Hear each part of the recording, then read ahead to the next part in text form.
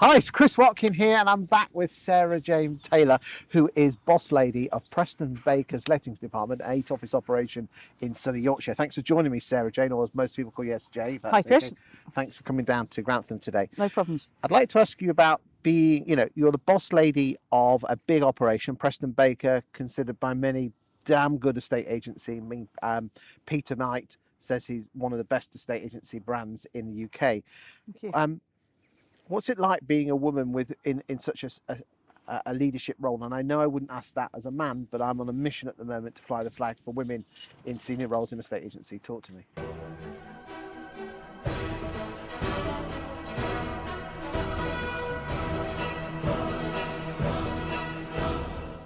Yeah, sure. So I think I've been lucky throughout my career that I've been able to work in an environment which has been based on meritocracy.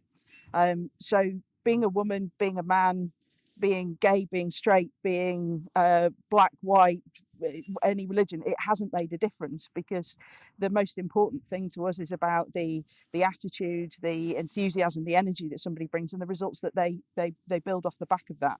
And so, yeah, you come across your challenges where you might come across some sticklers from other companies that prefer to deal with men, or clients that have particular viewpoints, but our viewpoint is that everyone is equal and therefore should be treated as such. I mean, that's come from the top, which is your boss, Ian. I mean, out of the senior people in your firm, how many of them are women? So we have 9 members in the senior team, 5 of which are female, 4 of which are male. So it's a I guess gender bias split towards women, but that was not a conscious decision. That's been based upon the best applicant or the best individual to deliver on that role. Do you think it's driven from Ian at the top, or is that just how it's it's just happened? I think, I don't think there's a conscious decision from Ian to do that. I don't think he's using any sort of bias in his recruitment processes. I think it's simply based on the people that we had and how they performed. And I mean, how long have you worked for Preston Baker? Since its creation in 2008. Okay. So, and what position were you when you joined? Negotiator. So you've risen up through the ranks. I'm assuming in lettings, of course. No, I started in a estate agency, so I started in residential sales. So hold on a second, you've crossed the Rubicon and gone into lettings? Yes, I went to the dark side, as some people call it. Yeah, so I started as a negotiator, ran a couple of estate agency branches, did some area management, and we had some challenges with our property management team. I'm not going to hide from that. We got some things wrong, and we were losing landlords quite quickly. And Ian asked me to go in and try and fix the problem. He knew I could work systems and processes and identify issues. And do you think really that you were a closet letting agent in reality, and you went into a estate agency and you found that your true passion, which is lettings? Because let's be honest, you wouldn't normally let an estate agent anywhere near a lettings department. Yeah, maybe that's been my true calling. I've never really looked at it like that.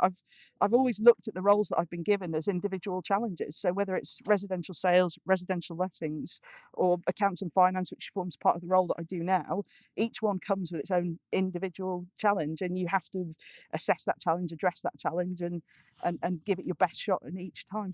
What advantages do you think as a woman you can bring to running an important department of your agency?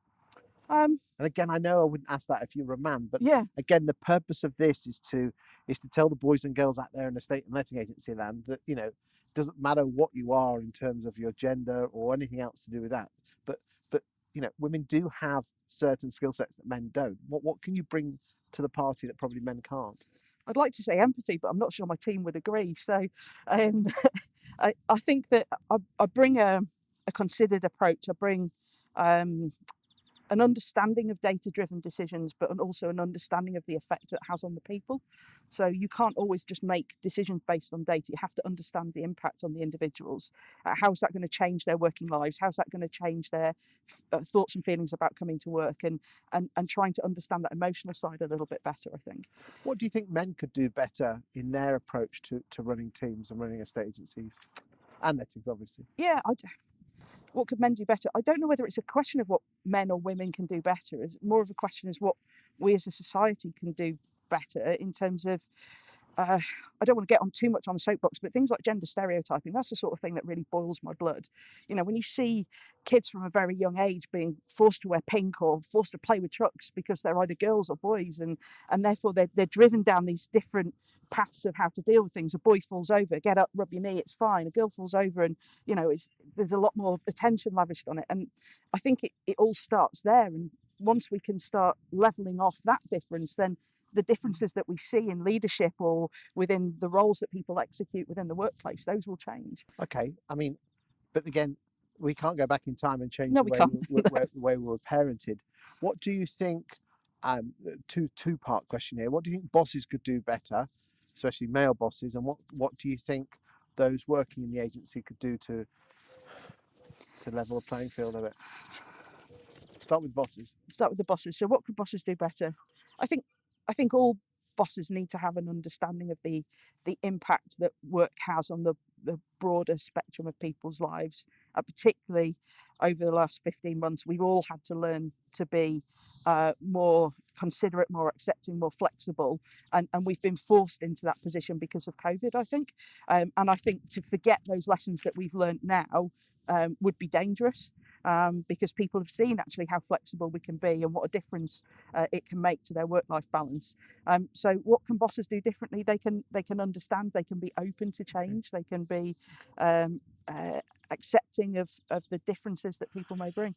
What about and especially women watching this, what can they do to push themselves forward for those sort of positions? Because again, I'm making a sweeping statement here, but if there was a job role and there was 10 points that needed to be done with it, again, I'm making a statement here, and Ellie Reese will come and shoot me for this. But my experience is that if a woman hasn't got all 10, she won't go for it. But if it's a man and you've got 7 hours, so it will wing it. Yep. Is that a fair perception of mine, or? I think for some women, possibly. It's not been an approach I've taken. I've relished challenges in my career. I think you have to challenge yourself if you want to be your best. If you want to deliver something different, you've got to challenge yourself. My advice to women about applying for roles is don't be afraid. The worst that you're going to get is a no, and we use that phrase all the time in agency when you're pitching for valuations or you're trying to secure a deal. The worst answer you'll get is a no, and okay, you've got a no.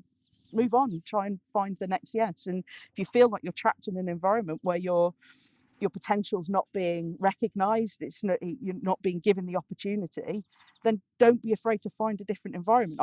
I've been lucky. I've been in the same company since 2008. So, it's all well and good for me to sit here and preach about that. But I've had lots of people that have come to work for Preston Baker that have felt that they couldn't progress in the roles that they were in, and they've found that opportunity with us. The majority of people that progress with us have come from within. We very seldom hire from outside of the business for leadership roles. We like to bring people through because they have a better understanding of the business and therefore can deliver better outcomes for the client. So don't be afraid to challenge yourself. And if you feel like you're in an environment where your boss isn't going to let you have an opportunity, they're not going to invest with you, don't stay. If they're not going to invest in you, don't stay. But the responsibility firstly has to be on the woman herself, and even men, to ask, and if you don't get, then look elsewhere. Yeah, absolutely. Yeah. Don't be afraid to ask the question. I was very clear with Ian from the minute I started working for him. I actually started working for him in 2006 when I joined Countrywide, and he asked me what my ambitions were, and I said I never want to sit still. I don't want to be sat in the same job for years and years and years on end. I want challenges. I want you to push me. And I was very open about that right from the start. Thank you for your time today, SJ. No problems.